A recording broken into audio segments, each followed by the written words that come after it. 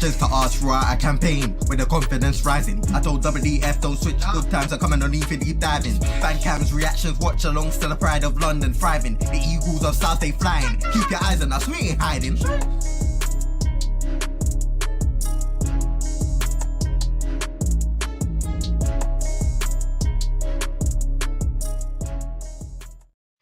I will never get bored of hearing that intro. Good morning, good afternoon, good evening, and welcome back. Can't believe I'm saying that. Welcome back to the Premier League Review Show. This is season 2 of me doing this. And if you don't know, well, here we are reviewing all of the weekend's action with all the goals, all the cards, and of course, we reveal our Brick and Baller of the Week, and also our brand new award is our Eagle-Eyed Football Team of the Week as well. So thank you very much for joining me here for this. It's been a busy old summer, wasn't it? What with transfer sagas going left, right and centre, players going for astronomical figures, as well as club legends departing and some retiring even. But alas, we continue 38 games, 20 teams, 1 winner, 3 teams going down. Can only be the Premier League. We will start, however, at Turf Moor with our defending champions as they welcome back Burnley, Vincent Kompany, Burnley to be precise, as they get under a winning start for their season, for their title defence. They come off a treble as well, nothing but threes for Pep City at Turf Moor, coming in with a 3-0 win over Burnley. Erling Haaland, no surprise there, is it? He scores a very, very well taken strike to open the scoreline just off of the penalty spot to kick off what is going to be a crazy, crazy season. He backs that up, of course, with a second almost half an hour later. But it wasn't all plain sailing for Manchester City. They lose Kevin De Bruyne very, very quickly on in the first half. Pep Guardiola even saying after the match that it might not have been the best idea to have actually started the Belgian. It's actually been revealed today that he is out for 4 months. That is a huge, huge loss for them. And it is not looking good. In fact, for Kevin De Bruyne... Just say looking good, man. It's not looking good at all. It's not looking good at all. Thank you very much, Rich. It's a huge, huge loss. But what with Mateo Kovacic now joining from Chelsea, it does look like that City have the cover for to cover for this loss, unfortunately. Rodri would score late on into the second half, 15 minutes before full time, but that wouldn't be the end of it. Zuhuri at the end of the game, with almost as the seconds are just, the referee's got the whistle ready to be blown for full time, and he has a horrific challenge on Kyle Walker to then lead to a straight red card. And it's Vincent Kompany comes out and says we have got a lot of work to do, but I think to start off against the champions, Manchester City this is the era of dominance that we saw from Manchester United in the late 90s and early 2000s. This is their dominant era. There's no stopping that Pep train. There's nothing that can stop it at the moment. But yeah, there's still 37 games to go, but a good start for Manchester City. Improvement needed for Burnley. We move to next into London as Eddie Nketiah and Bukayo Saka fire Arsenal into their first win of the season as well, with a 2-1 win over Nottingham Forest. Arsenal from the get-go looked like that they were going to go all out for this. They needed to get a great start. Of course, they came close to winning the whole Premier League last season, but against this very team, it was decided last season that Manchester City would lift the trophy again. Nottingham Forest having a very, very excellent window. Good signings in all key positions and adding to great squad depth. And for large portions of the game, Forest kept catching Arsenal on the counter-attack. But Eddie Nketiah would be given the ball from a beautiful turn from Gabriel Martinelli. It was sublime. Spin with the feet, gets the ball to Nketiah, and he puts it away center of the goal to break the deadlock rather.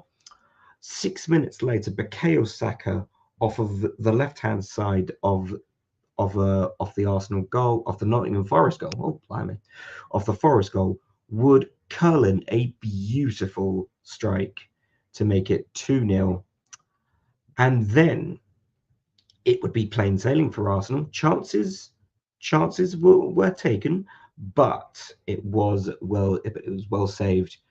A few good saves from the Forest keeper and defence kept it at 2-0 before Taiwo Awoniyi, breaking off a rapid counter-attack towards the end of the game, would score to maybe give Forest some hope to rescue a draw, but alas, that would not be the case, and Arsenal would kick off their season with 3 points for that. We're going to go down to the South Coast as well now with another stunning goal. Jared Bowen, take a bow, because this was beautiful. Bowen stuns, but a Solanke save rescues a point for the Cherries as Bournemouth and West Ham are kept to a 1-1 draw. Now, West Ham had a great first half. It needs to be said. They had an amazing first half, but there was no real... What's the way to put this? They didn't look like that they were going to finish out this game. Bowen scores. Before that, though, I believe it was Thomas Souček who hits the post in the first half, early on, earliest chance that was for West Ham. And that's sort of how to sum up West Ham's game. Good effort, but no finish. Jared Bowen, though, he's coming off a terrific season. Last season, of course, he scored the winning goal to win West Ham the Europa Conference League. He continues that brilliant form by scoring a stunning strike from just outside the box that no keeper saves unless you are Superman. Dominic Solanke, though, would follow up just in the latter stages of the game to rescue a point. The ball falls neatly to him after a mistimed shot from, I can't remember. It's not in my notes. Oh dear. But if the ball falls to Solanke very nicely, and he pops it away to make it 1-1.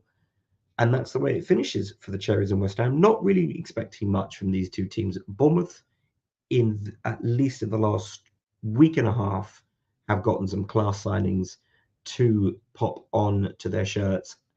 Alex Scott being one of them. I'm not entirely thrilled by that because I wanted him at Palace, but hey ho. I have to be at least non-biased in this. I don't know. Right. Off to Merseyside. Now, with these two teams, this was an interesting game. Bobby De Cordova-Reid actually celebrates his 400th appearance with this one, and he celebrates that with a goal, the only goal of the game. Before that, though, Michael Keane has his opening goal ruled out by VAR, and Everton are sort of lackluster after this. It sort of took the wind out their sails, so to speak. Fulham having a bit of a mixed bag game as well, but Marco Silva's return to Goodison Park is marked with a win. not much else to say about this one when it comes to it. Just make sure I'm checking my notes here. Yeah, not much else to say about that. Sean Dyche did say in a post-match interview that he was frustrated with the lack of chances, the lack of finishing said chances as well, but they were made to pay with having their goal disallowed. He did want. Sorry, I should correct myself. It was the match official who disallowed Michael Keane's goal. VAR had nothing to do with it. We'll get to VAR later on in the show, that's for sure. But it is a third successive win for Fulham at Goodison Park after what was a very, very lucky season for Everton as they escaped relegation. Can they do so this season? Remains to be seen. We'll hope so, because obviously they've got their brand new stadium coming in very, very soon. But for Fulham, it's a good start under Marco Silva amid rumours that he could be leaving. Alexander Mitrovic as well, looking to leave for Saudi Arabia as well. He was also named in the team but was not present. So things to sort out there for Fulham. Big up UK Pat, big up Nicky. I can't lie, it is depressing to be a Palace fan with all these transfer departures. We will get to that as well, UK Pat. Thank you very much for joining. Do you know what? Actually, I think we should talk about that right now. Let's talk about Crystal Palace. We get our first win underway against Sheffield United, and I can't lie, I feel like we've started the season before at Bramall Lane. I think that was a 1-1 draw. I can't remember, but Odsonne Edouard gets the only goal of this game. Wes Foderingham, take a bow because you were tremendous in this game. But yeah, let's talk about Crystal Palace right now. It's not looking good, but some breaking news is that Chelsea have triggered the £35 million release clause in Michael Olise's contract. Now, of course, Michael Olise is still injured and is expected to be out until October, but it's not looking good. In fact, Just ain't looking good, man. It's not looking good at all. Thanks, Rich. Thank you very much, Rich. Again, as well. So, also, JC, big up JC. It's not the fact that Olise is off. I just fear that there is more to come with Guéhi, Anderson, and Doucouré rumours still hot. Of course, yes, Mark Guéhi has been one of the most sought after players, especially coming off of last season. His appearances for England as well has just added on to his rising star. Joachim Anderson as well, looked at by teams that are looking for that strong centre back, Newcastle United being one of them, and Chet Doucouré as well, who was highlighted by Liverpool. Of course, now that Chelsea have revealed and unveiled Moses Caicedo, does this mean Jurgen Klopp's eyes are looking at Chet Doucouré? JC gets a reply from UK Pat saying we have no crossing and no shooting consistency. Well, let's talk about the game itself. Palace didn't really look like it's somewhat difficult to talk about Palace. Of course, you can also go ahead and watch the match review with the panel after the game as well. Of course, also watch the vlog that JC and Rich did featuring the chairman as well. Big up those three for that. It was a great video. Very, very good. We did dominate this game.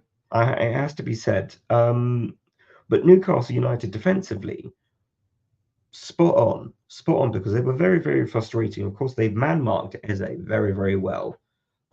Almost, I think at one point they had 3 of their players just keeping him to one side, not allowing him, because he's going to be the main threat in this Palace team. And Yeah. Odson Edouard scores off of a very good low-driven cross from Jordan Ayew, and we get the goal. So that's not looking. It's looking all right. It's looking all right. Mateus França also not featured in this game. Obviously, he's dealing with an injury. But Jefferson Lerma, take a bow. I am so very happy we have him in the midfield. I think this is one of the first few times where we've not had any yellow cards in the midfield. So hooray for that. Sam Johnston revealed as number one. We will talk more about a developing situation when it comes to Sam Johnston and the goalkeeping position at Crystal Palace later on in the show. JC says, nothing keeps Eze at Palace after Elise leaves, reflecting on the game. We dominated. And UK Pat says, we should have scored more, though, but very dominant. Yeah, I think both points there, very, very correct. I don't think Eze will stay. I think he could probably leave in January. I think Roy will certainly try and keep him until January, but I think we can expect that Palace. Just ain't looking good, man. It's not looking good at all. I'm gonna have to keep using that. That is going to be the most used video I've got today in this episode. But yeah, let's just highlight this one. I don't think Eze stays for very much longer. He's only got less than 2 years left on his contract here at Palace, and I think we're seeing the end, which is a shame. But I think nothing. He certainly deserves a move. Does Eberechi Eze? He is a fantastic midfielder, and should he leave, I wish him nothing but the best. Michael Elise, the same as well. I hope if the Chelsea move is completed, I wish him nothing but the best in all of his future endeavours. Reflecting on the game, yes, we did dominate, and as well as UK Pat says, we should have scored more. And I think that's just down to the fact that West Ham, that's a bleeper. Great. My first episode, and I've already got a bleeper. Sheffield were defensively fantastic. Big Up Thunder says, the shirt looks good on you, Nick, and matches your hairband. Thank you very much. Thank you. UK Pat finishing up with Palace. If we lose Eze in January, then get ready for the South London derby in the Brexit Championship. Do you know what?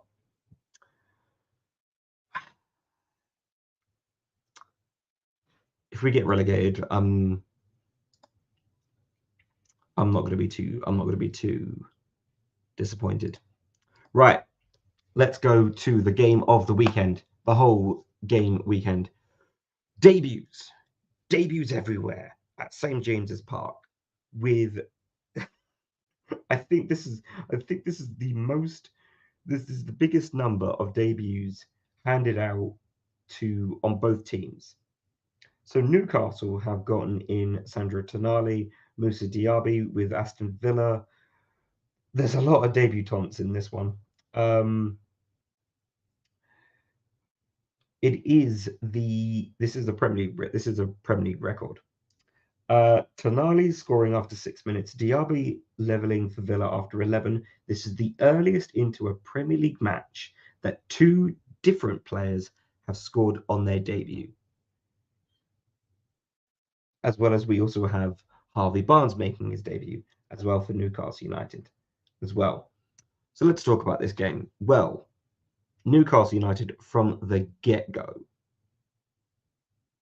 just blew Aston Villa away. Both teams having fantastic, if not maybe some of the best transfer windows,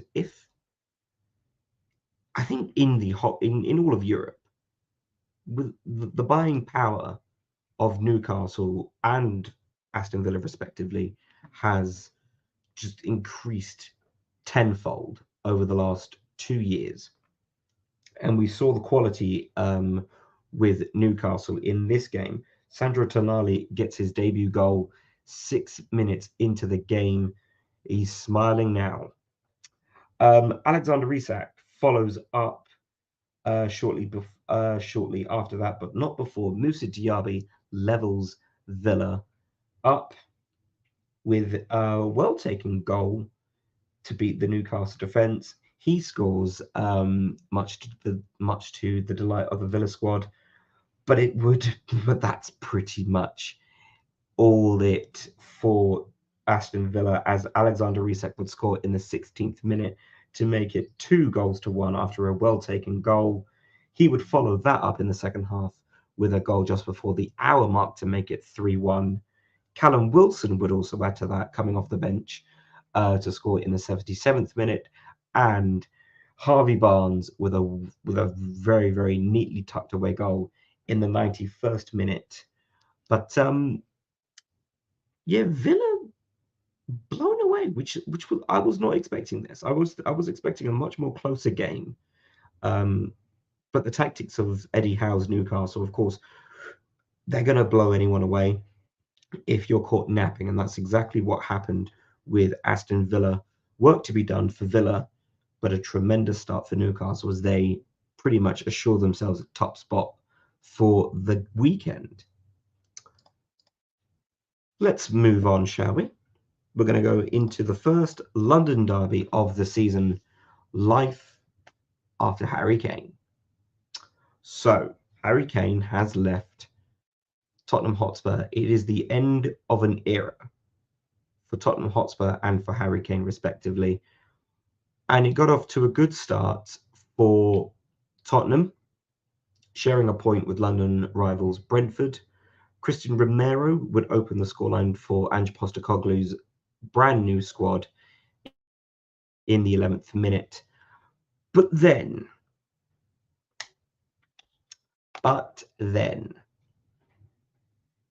I still cannot believe that this was given as a penalty, but Heung-min Son was reprimanded for a foul on Matthias Jensen inside the box. It was very, very controversial. Very, very controversial call there to give a penalty. But a penalty nonetheless.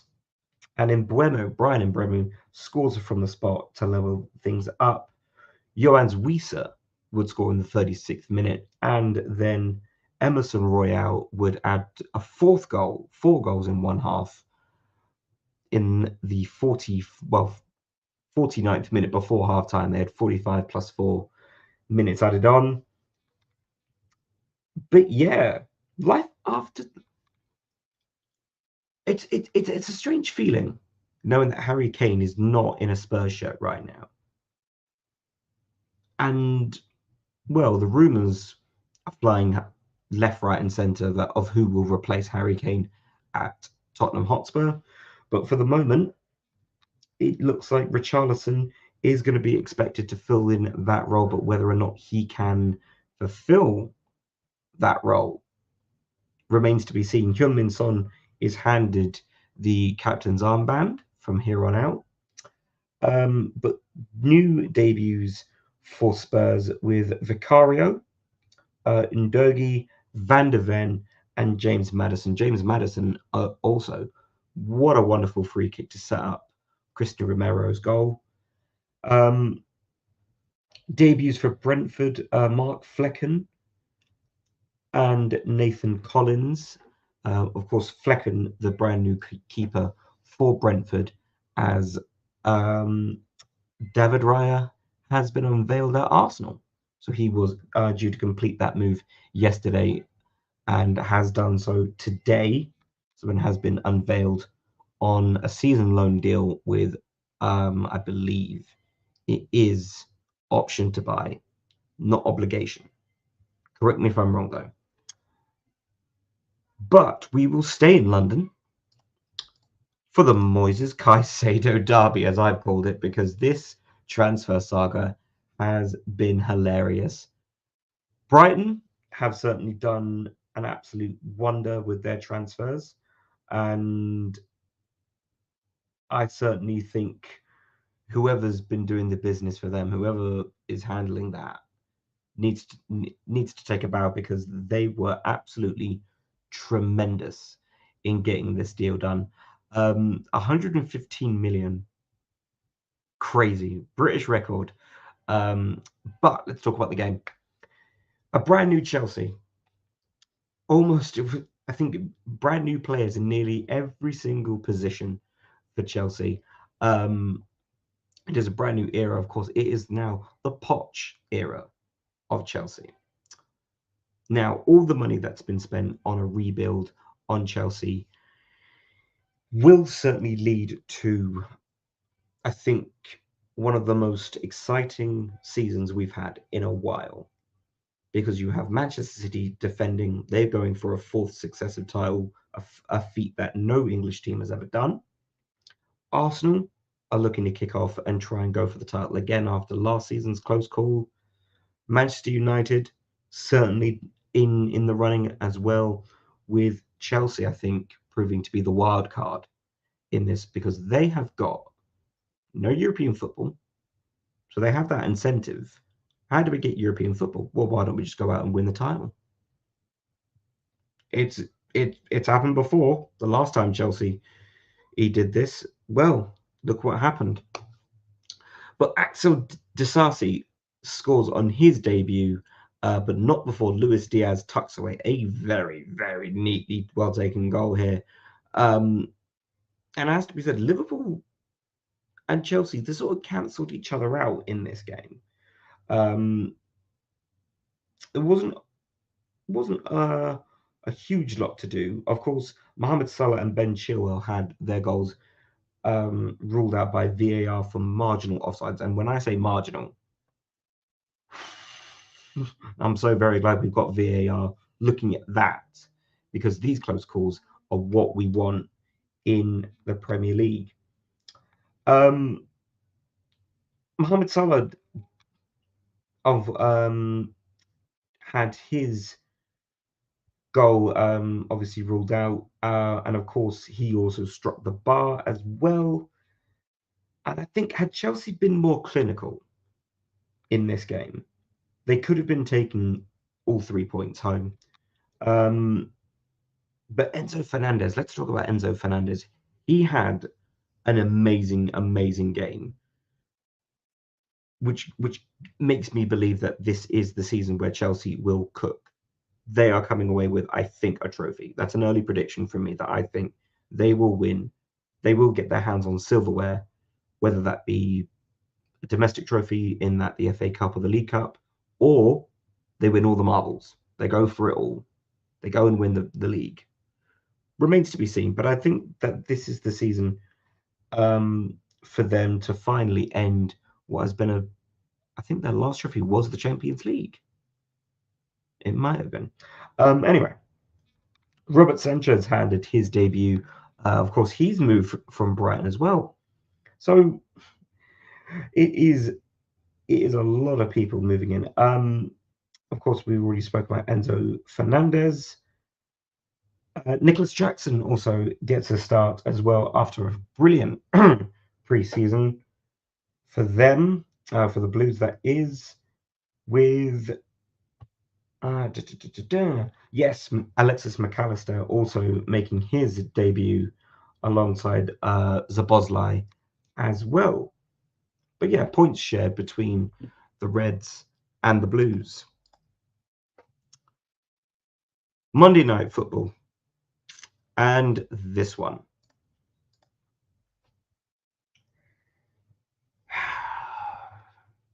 Anyone remember that Simpsons episode where Mr. Burns and Grandpa Simpson are in the graveyard, and Mr. Burns says to Grandpa, "You can't go a minute without embarrassing yourself."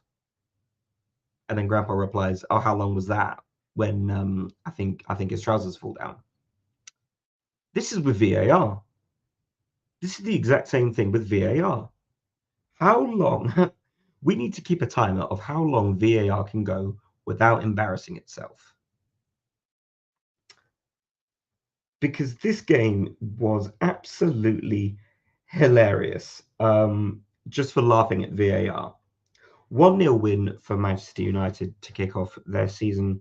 Gary O'Neill starting off his season at in the dugout at Wolverhampton after replacing Julian Laporte. I can't say. I can never say his name. But anyway, Andre Onana, I don't know how he wasn't sent off. Because this was a straight red card. If not a red card, then it was definitely a penalty. He goes for the ball off of a cross and just wipes out one of the Wolves attackers. Doesn't even go for the ball. And yet no penalty given.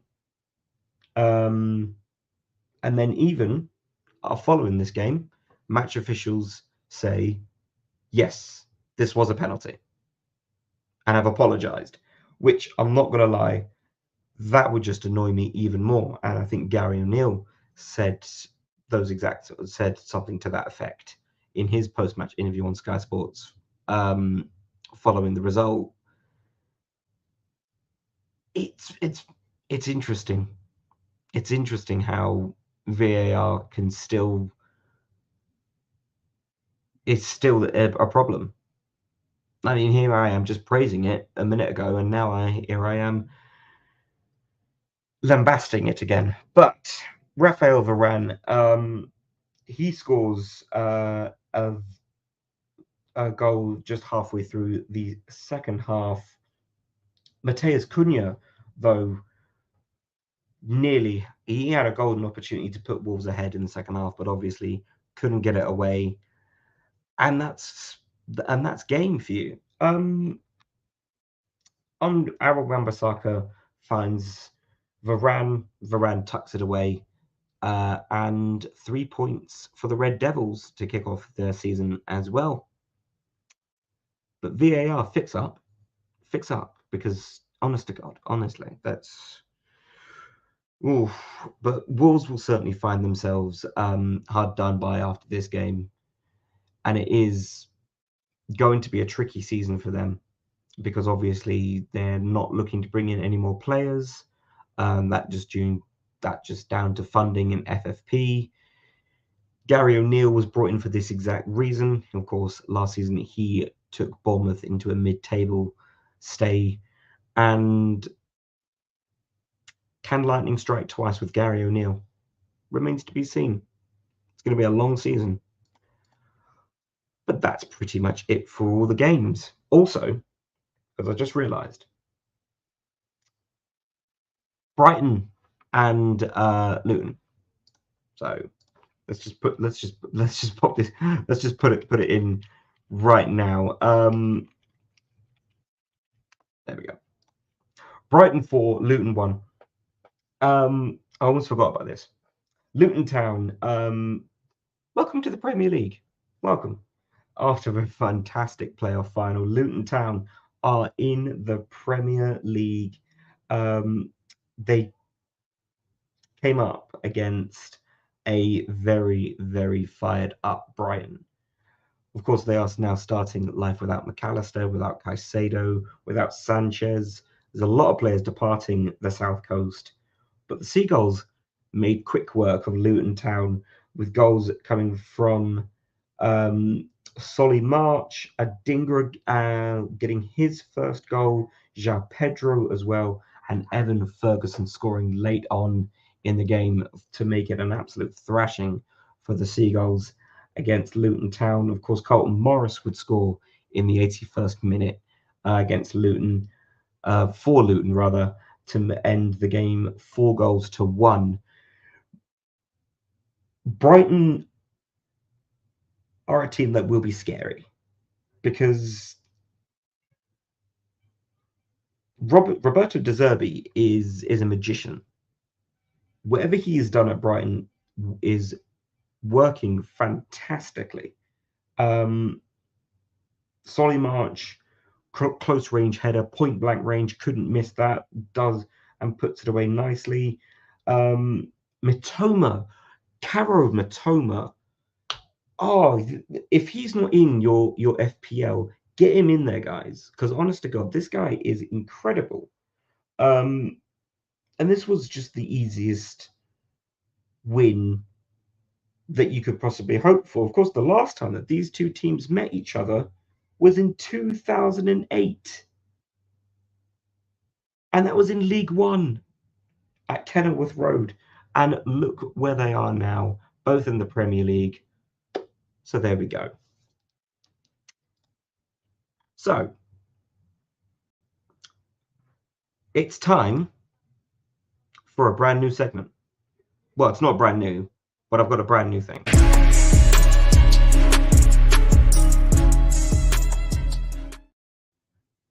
It is time for Brick of the Week, and this week's Brick of the Week is Vicente Guaita. Now, I know this is a Crystal Palace channel. Oh my God. Straight off the bat, a Crystal Palace player is named Brick of the Week. And I'll tell you why. Not before we go through the contenders.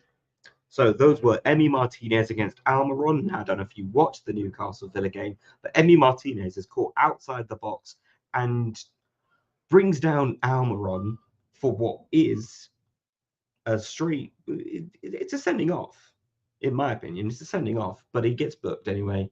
In typical Martinez fashion, you know, he's getting into the head of his opponents. Mind games. He's a master of mind games. He is. Andre Onana against Wolves for reasons that you just heard. And of course, VAR again at Old Trafford. But why is Vicente Guaita Brick of the Week? Well, here's why. Earlier this month, I had a short on the news that Vicente Guaita is refusing to be involved in the matchday squads, or at least in any way, with Crystal Palace. This was followed up with, that news report was followed up by an interview that was doing the rounds on Twitter and on YouTube, across all socials, that Roy Hodgson said he did not want to play. But he signed a new contract and he was expecting him to play. But obviously, communications have broken down between player and club, and it has left Hodgson with the decision that Vicente Guaita will no longer be playing a part in the matchday squads, with Sam Johnston and Remy Matthews verbally named as number 1 and number 2 goalkeepers, respectively. Johnston, of course, started the game against Sheffield United in goal, with Matthews on the bench. Guaita replied to the Twitter post of the matchday squad announcement by Palace, saying, "So how can I play for Crystal Palace?" What are you doing? What are you doing? Are you trying to play the game where, you know, you're appearing like, oh no, it's not my fault, it's the club's fault? If you don't want to play for this club, there is the door. You signed a contract, honor it. It's as simple as that. You signed a contract last season for an extension. If you don't want to be here, then leave. Simple as that. Now, of course, obviously with transfers, it's going to take it's not as simple as that, but just leave, Guaita. Leave if you don't want to be here. Don't at the Twitter thinking that you're going to get a response which is anything but support. This whole situation now puts a huge grey cloud over the brilliant performances that he has put in for this club over the last few years. This man is slotted into that role of a seasoned veteran. The last time we had a seasoned veteran goalkeeper was Julian Speroni, and it looked like Vicente Guaita was in that mold. Now, what are you doing? Yeah. Guaita is named as Brick of the Week, and rightfully so. Let's move on to Baller of the Week.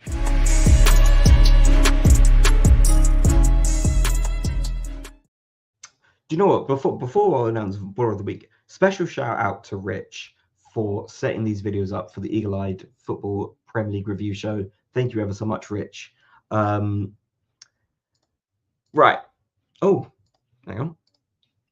UK Pat says, why am I praising Brighton's players? Because they had a tremendous game and they rightfully deserved praise.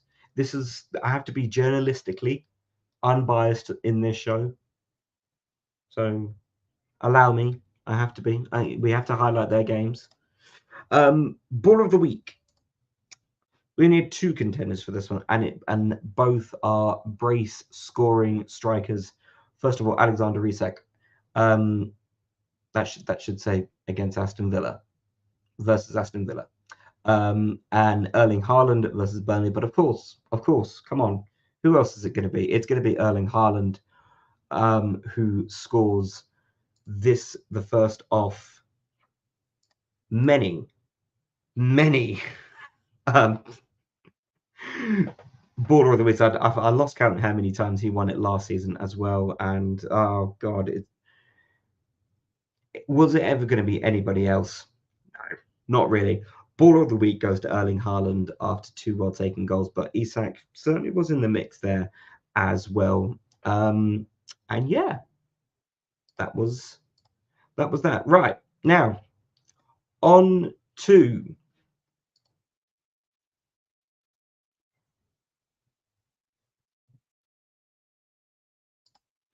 never mind. Anyway, on to the team of the week. So I'm just going to share my screen. Let's get that up and ready to go to show to you guys. Here it is, the first Eagle-Eyed Football team of the week. So as you can see here, Wes Foderingham was chosen. There he is. Wes Foderingham was chosen by JC to be in goal. Of course, JC was there and just saw how good he was. Also in the team, Nelson Semedo, Joachim Anderson, William Saliba, and Ben Chilwell. They all deserve shout outs as well. In the midfield, chosen by Dan. I believe the defense was chosen by Rich, by the way. The midfield was chosen by Statman Dan. He named Jared Bowen, James Maddison, Rodri, and Saka. And up in attack, now I don't mind saying that this. Oh, where'd that go? I don't mind saying that this was a point of controversy for me, because I entrusted naming the attack to my brother, Eagle-Eyed Nate. And let me bring up what he said. So he had 2 good choices, and then one that just made me nah. Luis Diaz, good. Harvey Barnes, good.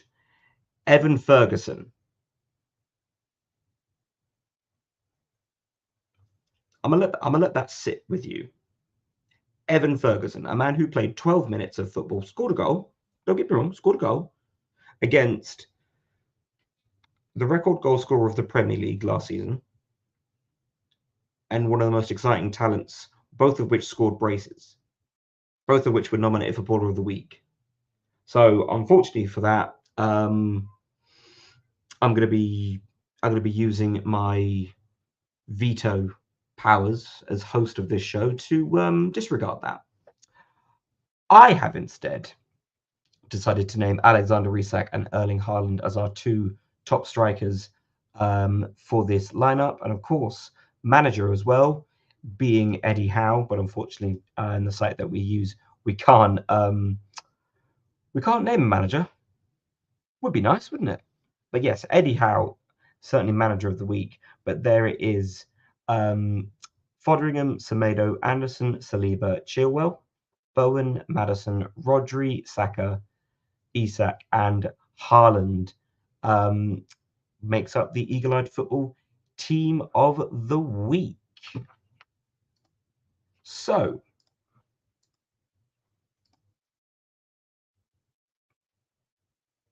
yes, I did, because they deserved it. They deserved it. I had them nailed into this team straight off the bat. Besides, if you're picking, I'm sorry, if you're picking someone who played 12 minutes of football over two strikers who played who played at least an hour, he's choosing the goalkeeper next week. He really is. Right. The Fantasy Premier League for Eagle-Eyed Football is, of course, back. Of course, you can also join. Hang on, I have to get rid of the banner now. There is the code. Check it out. And we've already had a number of people join up, including most of us here on the channel. Rich, JC, and I, at the very least, I think, are in there. And yes. So, had that. Hello. Oh, yeah. Right. Yes. Roy Hodgson. You don't mess with Grandpa Roy, yeah? Roy Hodgson squaring up to Sheffield United players. Oh, God, Roy, please stop. You're going to do yourself an injury, man. Oldest Premier League manager. And he's squaring up to Sheffield United players like they're about to have a fight in the alley. That's hilarious, man. Right. Let's talk about, let's get up the fantasy football. Right. I'm gonna let him react to this. I know he's in the comments.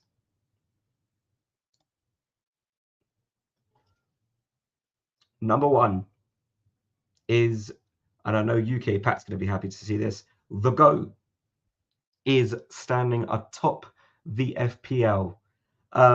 Jordan, well done, mate. Number one spot for you. Sharing it with Andy Cullen, though. 90 points each. Tremendous effort from JC here to start off the season. As we go down, we see Rich in joint. Well, I think that's joint. It's sixth. It says sixth, but it's really fifth. He's on there. We're on 82 points. As we scroll down, we see friends of the channel as well. We see Martin, and there's me, of course, highlighted. Stone Cold FC in 23rd. So make sure if you see your name in there, here is the update as well. So there we go. Brushes all the way down there. Oh dear. Oh dear, oh dear. So congratulations to you if you see your name. There it is.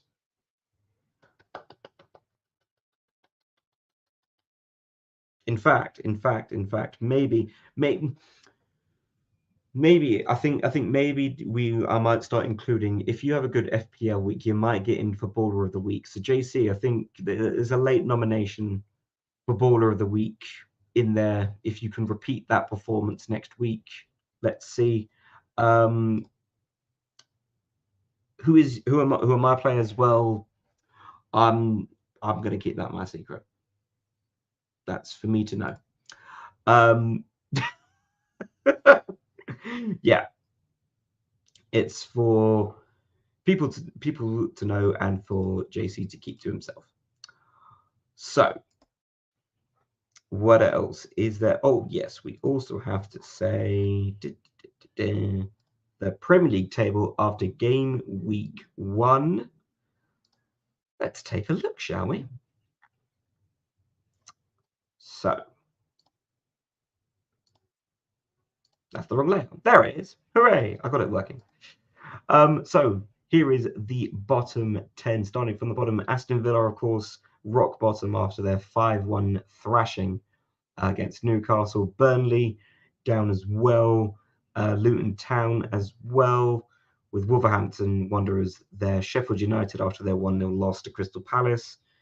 And then we come up with Brentford, Spurs, Bournemouth, Chelsea, and Liverpool and West Ham all respectively on a point. And breaking news, we're finishing the season here. Never mind about the next 37 games. We're undefeated. We're 5th. Stop the season. Stop it now. Stop. I don't want to play any more games. We're 5th. European football. Bosh. That's done. No, it's over. It's over. No, there we go. Man United, Fulham, Palace, Arsenal, City, Brighton, and I'm sitting atop the Premier League table for the first week is Newcastle United. And there is your top 10. Can we end the season now? Is that possible? Do you think we should stop the season now? Let's hot up the Premier League Twitter and just be like, nah, sack the season. Jokes on you, people can tap on your name and see your team. Then go and look. But no copying. All right? I've learned my lesson. You start copying. There's a penalty, apparently. But no, this is well, not much else I have to say about that. Just finishing up before the hour mark.